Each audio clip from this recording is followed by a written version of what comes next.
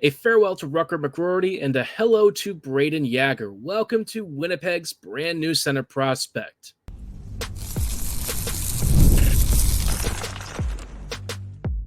You're Locked On the Hockey Jets, your daily podcast on the Winnipeg Jets, part of the Locked On Podcast Network, your team every day.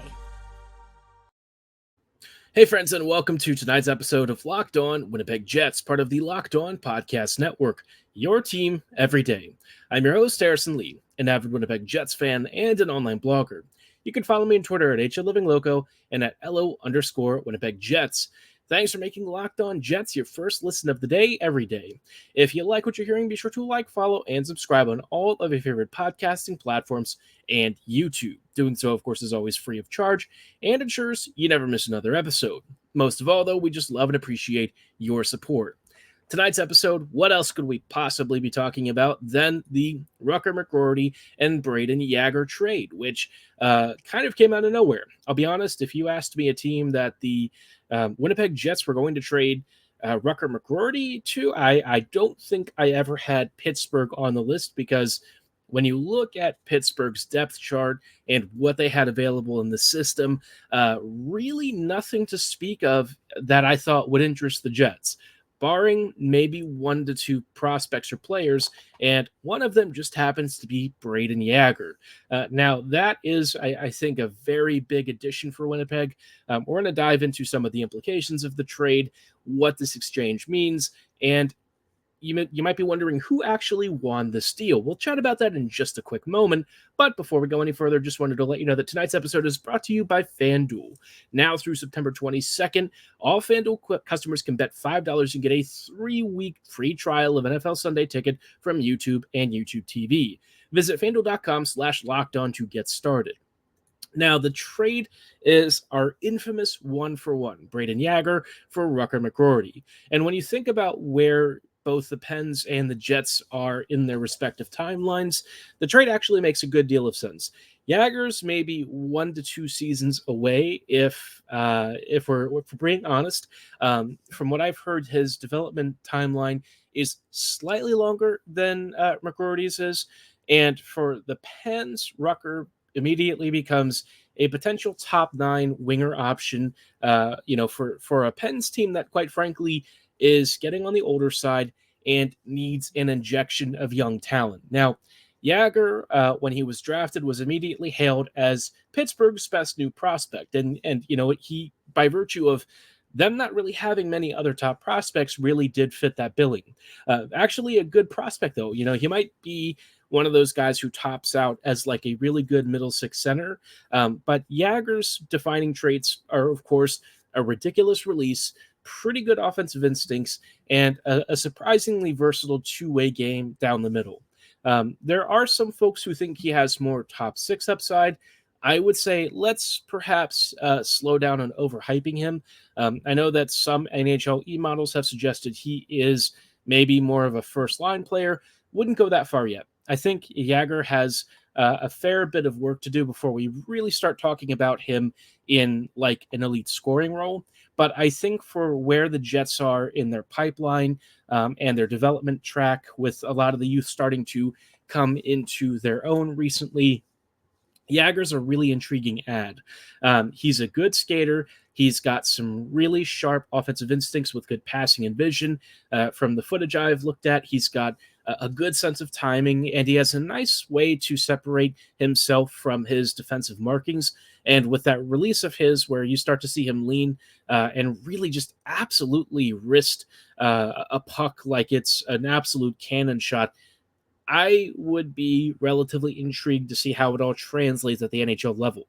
I do think that there's some work for him to do in some of his reads and stuff, and I think that's just a natural part of him being like 19, or he's going to be 20 very soon, if I recall correctly.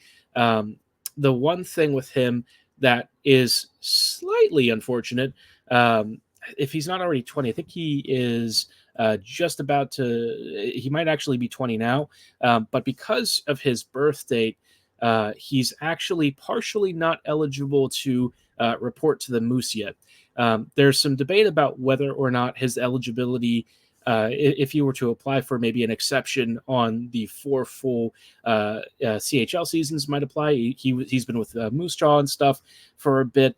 And one of the seasons that he played, he actually played technically as many games as were available that year because it was a COVID-shortened season. So his age cutoff, I think he was like 2 days after the January 1st deadline in terms of the age 20 thing. But once he hits that birth date and everything, maybe you could look at an exception after that.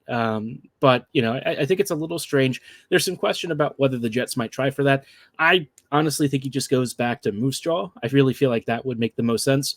Even then, there's some debate as to whether or not Moose Jaw might actually trade him for a haul, because I think they're on the verge of rebuilding a little bit. They're about to lose a couple of top prospects.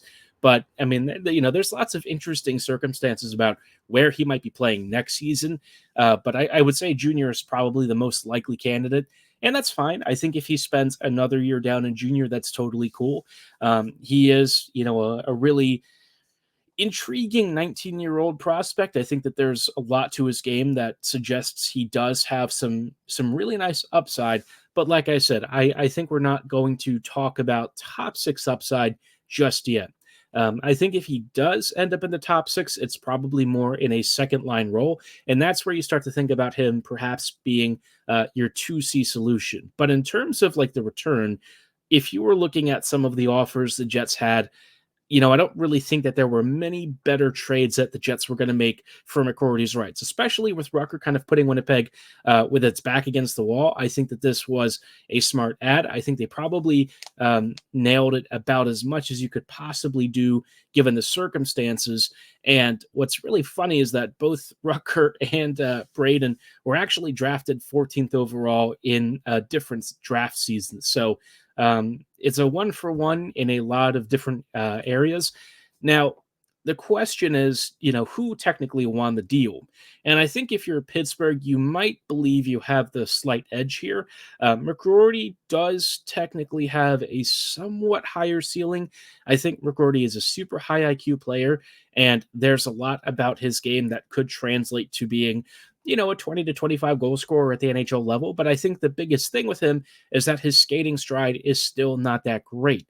Even with all the work that he's done to put into it, you might be looking at a guy who forever in some capacity is held back to a middle 6 role just because his stride is not elite. So in that respect, I wonder if Yager's game might actually translate a little bit better.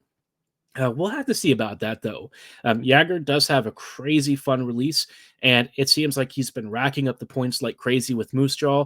If he goes back for one more season and starts to round out some of the decision-making, developing some further pro habits and stuff, you could have a really intriguing second or third line center of the future. And given where the Jets were at the start of all of this, I feel like that's a pretty nice outcome. He's a Saskatoon kid.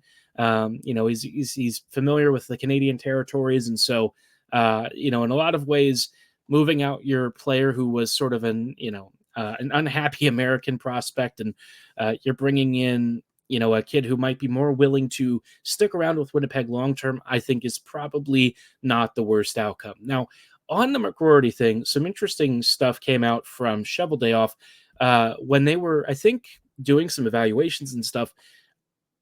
There was a conversation between Chevy and McGroarty and his agent, and the answer they came back with is it just didn't feel right, which doesn't really make any sense to me. I don't know what that even means, because when I saw McGroarty in camp and stuff, he seemed really happy. And it looked like at the time like he was going to sign with the Jets long-term, but somehow, some way, they just kept saying it didn't feel right. And apparently after he put on the Jets jersey, he was apparently sure it didn't feel right. And I don't really know what that means. I don't really buy it. I guess McGroarty just didn't want to sign with the Jets. It is what it is. At this point, I don't even care. Whatever reason he wanted to leave, that's his business now. The Jets have a cool new prospect who seems like he'll be a great fit for the org. And he also does solve some of Winnipeg's longer-term pipeline needs, which I want to chat about in just a quick moment. But before we dive into, the question of whether the Jets have finished or have fixed their center depth, just wanted to shout out our friends and partners at FanDuel. Obviously, you've heard a lot of us talk about FanDuel. We have spent, many months endorsing their great services because they are America's #1 sports book. Well, we've got something that's slightly different. Now, through September 22nd, all FanDuel customers can bet $5 and get a 3-week free trial of NFL Sunday Ticket from YouTube and YouTube TV. Obviously, the NFL season is just around the corner. As a Ravens fan, I'm excited. If you're a Vikings fan, I am very sorry. I know that the J.J. McCarthy news was probably pretty devastating, but either way, you've still got plenty of football to watch, and who knows? Maybe the Vikes could sneak into the playoffs. Maybe all hope is not lost. Maybe a new hero will rise. But you can watch all of it this season, starting with a 3-week free trial of NFL Sunday Ticket. With a YouTube TV base plan, you'll be able to watch every regular season Sunday afternoon out of market game, and then all you need is a Google account and a current form of payment, and you can cancel anytime, which is great, right? A 3-week trial of hot NFL action. What more could you ask for? All with just a $5 bet. Visit FanDuel.com/lockedon to download America's #1 sportsbook and get started today. Hey friends, and welcome back to tonight's episode of Locked On Winnipeg Jets, part of the Locked On Podcast Network, your team every day. Everydayers, thank you so much for joining us on tonight's episode as we are just chatting about the ramifications of the whole Brayden Yager / Rutger McGroarty trade. You get one prospect with a relatively comparable ceiling being moved for another prospect of a comparable ceiling, although the position difference is, I think, especially significant for the Jets because, let's be real, our center depth in our system has not exactly yielded much to be super, super excited about unless you're starting to think more about some potential long-term gambles. So I want to talk about whether or not the Jets getting Yager maybe fixes the center pipeline, or if they're still in need of trying to figure out something longer term, because, I don't want to sit here and anoint Yager as the next 1C when I don't really know if that's the case. Before we dive into that, though, just wanted to say thanks again for making Locked On Jets your first listen of the day, and encourage you to make your second listen Locked On NHL. Locked On NHL provides you with a national perspective on all things NHL each and every day, with national experts and local insight on every team in the league. It's available on YouTube or wherever you get your favorite podcasts. All part of the Locked On Podcast Network, your team every day. Now, circling back to this bigger question, the Jets actually have quite a few centers now in their system. At the NHL level, of course, we've already got a couple of guys. You've got Scheifele, you've got arguably Nemesnikov, Lowry, Gustafsson, you've got Kupari perhaps. So you've got NHL caliber centers of varying degrees. I would say most of them are more in the depth categories. I don't think you have necessarily, a center that really sticks out as an elite franchise center.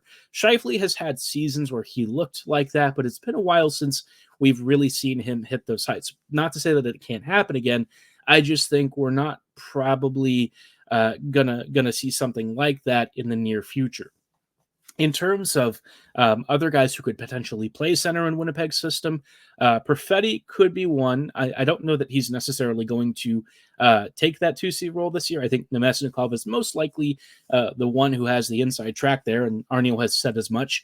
But you do also have Lambert sort of hovering around the periphery, and Lambert's projection, I think, was likely as a center at the NHL level, but I still need to see more from him before we start to really think about him in that 2C role. I think longer term, maybe.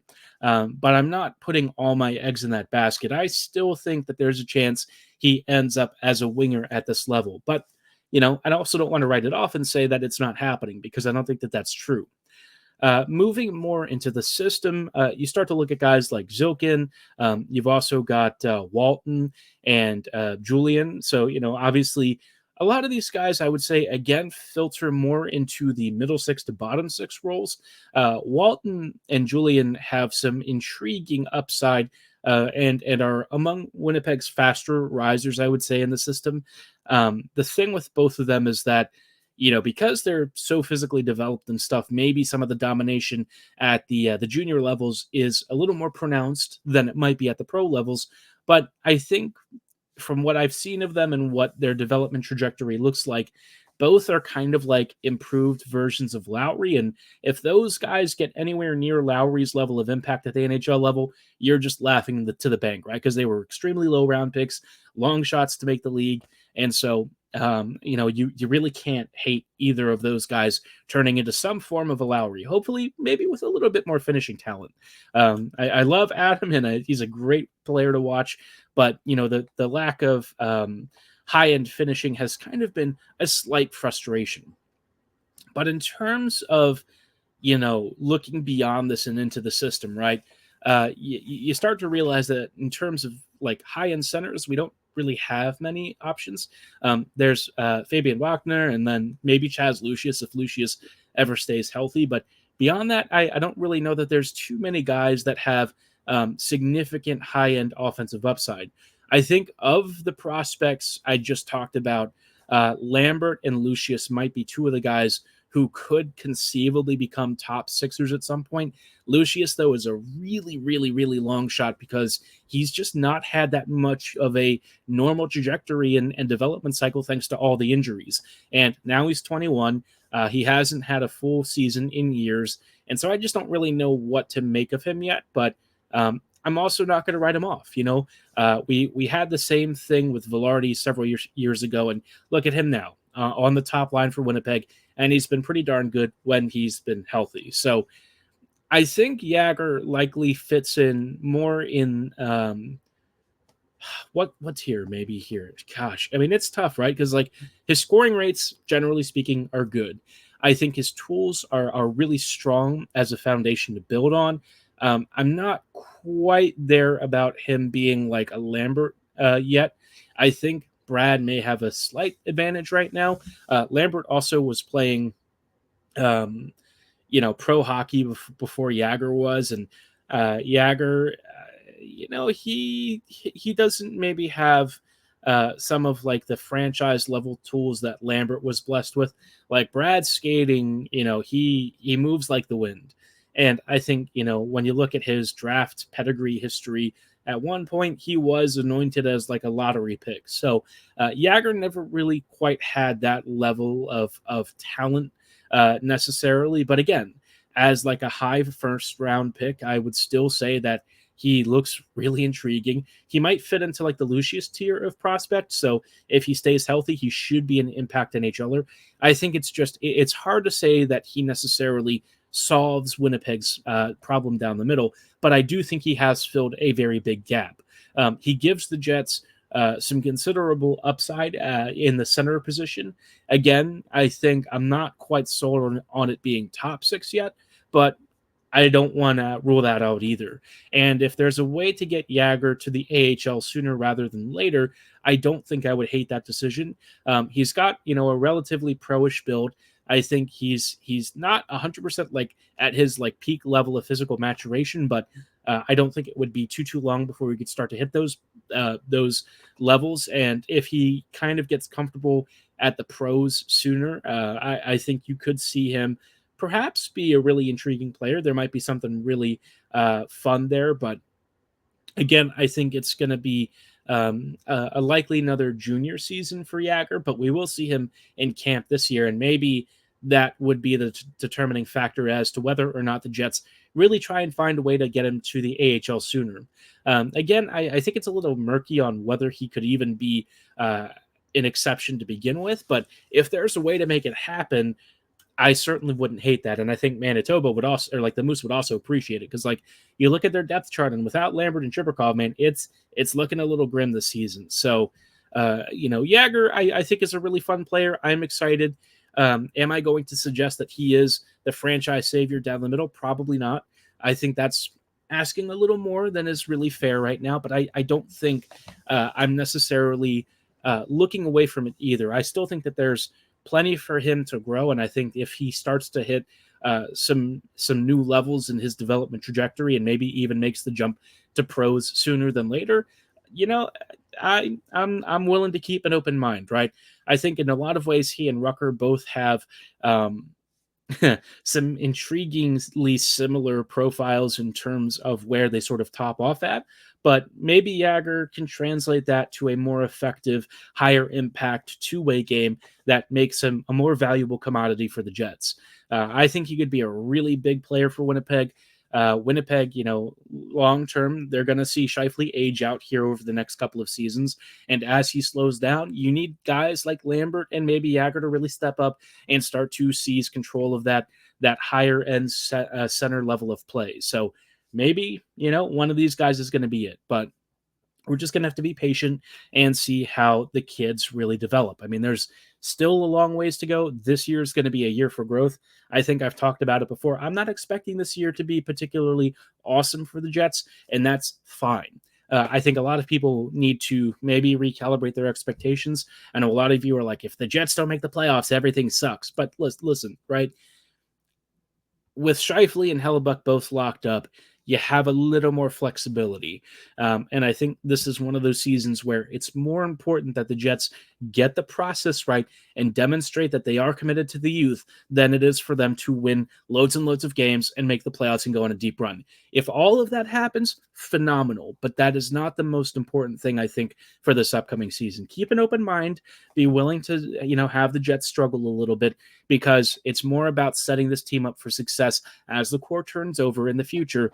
And I think that more than anything remains my focus.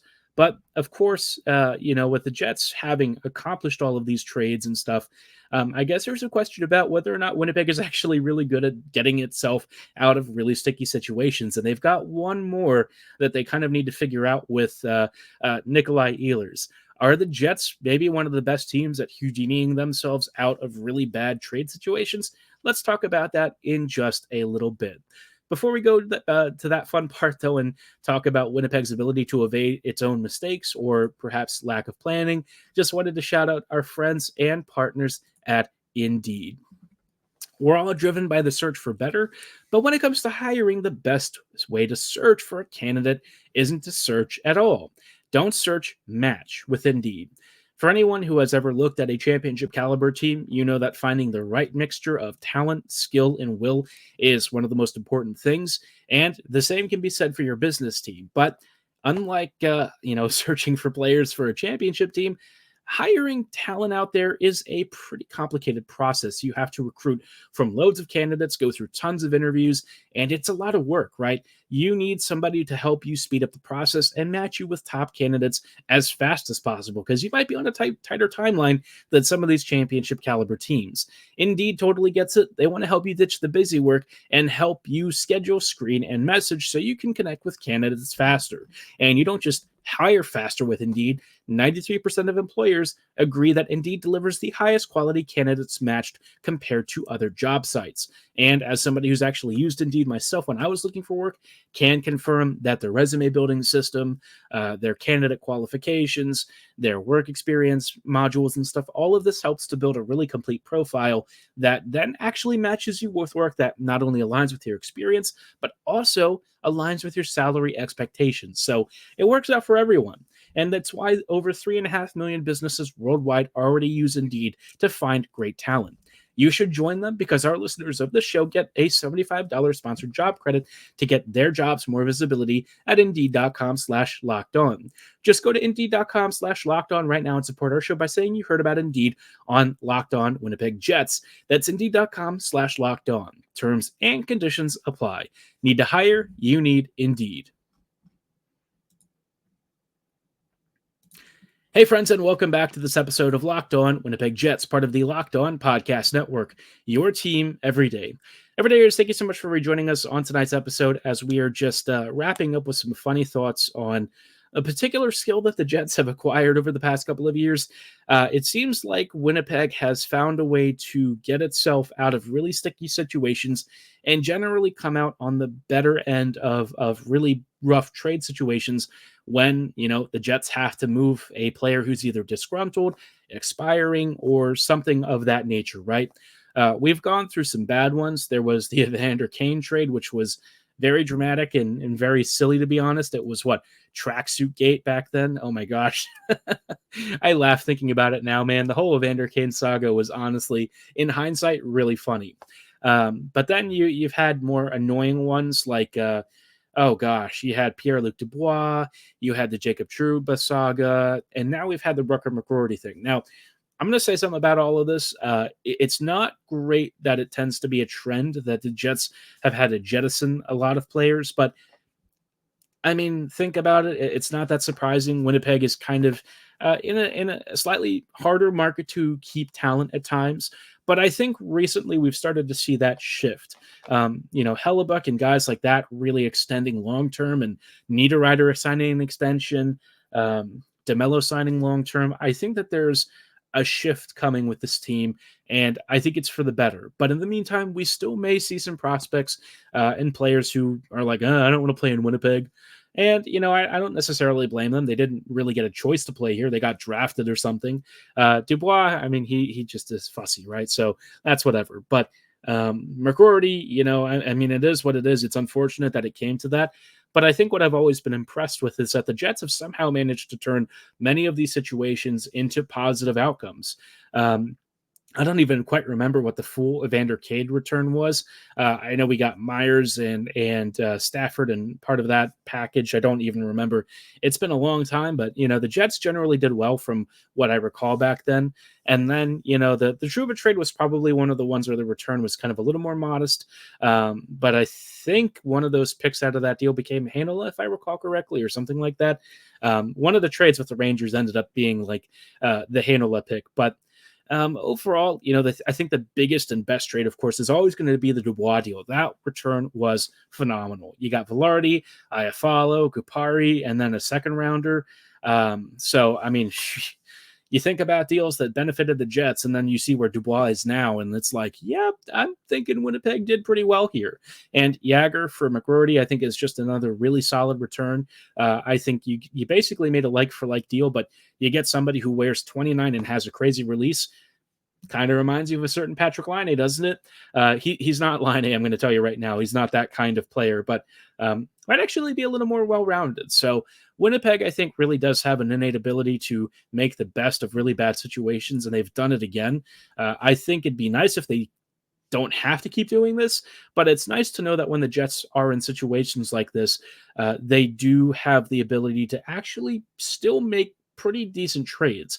I think that's especially salient because the Ehlers thing remains a really big bugbear that's going to be kind of a problem heading into the start of the season. Ehlers may not get traded until the trade deadline. So assuming that he really is dealt and that he's got zero interest in re-signing, which may change, it's possible that things could move. But I think, not likely, then it does make me feel slightly better that the Jets are going to make a good deal. But in the past, one thing that did kind of scare me was that apparently there was a deal where they almost got Ristolainen for him, which would have been pretty disastrous. You've heard me talk about Ristolainen before. You probably know that I'm not a big fan, and moving Ehlers for him would not have solved any of Winnipeg's blue line problems. So let's just hope that the trade return on this potential deal in the future is much better than Ristolainen. No disrespect to Rasmus, hardworking player, and Torts has certainly turned his game around a lot since he's been in Philadelphia, but wouldn't really bank on that. So lots of fun stuff there. But as far as the Jets are concerned, it is nice that when their backs are against the wall, they still turn moldy lemons into some kind of drinkable lemonade. In Dubois' case, I mean, you could call it like a glass of wine if we're being honest, but some of the other deals, a little more modest of a return. Yager could be a really good one. We're just going to have to be patient and see how he develops over the next couple of seasons. But suffice it to say that getting a 19-year-old top center prospect who potentially could be made to have an exception if the Jets apply for it and get into the pros faster might not be the worst thing ever. So let me know your thoughts on all of this. Are you happy with the trade? Are you upset? Drop your thoughts in comments below or at my social medias at HLivingLoco and at LO_Winnipeg Jets. For tonight's show, though, that is going to be all the time that we have. I thank you so much for listening and making Locked On Jets your first listen of the day every day. We're going to be back here next week, perhaps talking about what to expect from camp, maybe some hopes for the upcoming season. I know we've covered that a few times, but we are getting closer. It is, getting the countdown towards the start of the regular season. I think I'm about ready for hockey to return, if I'm being honest. It's been a bit of a wait, so any Jets news at this point, I welcome, because it at least gives me something to think about, to look forward to, and to talk about. But like I said, that's all the time that we have for tonight. Thanks again for listening. Have a great night. And as always, go Jets, go.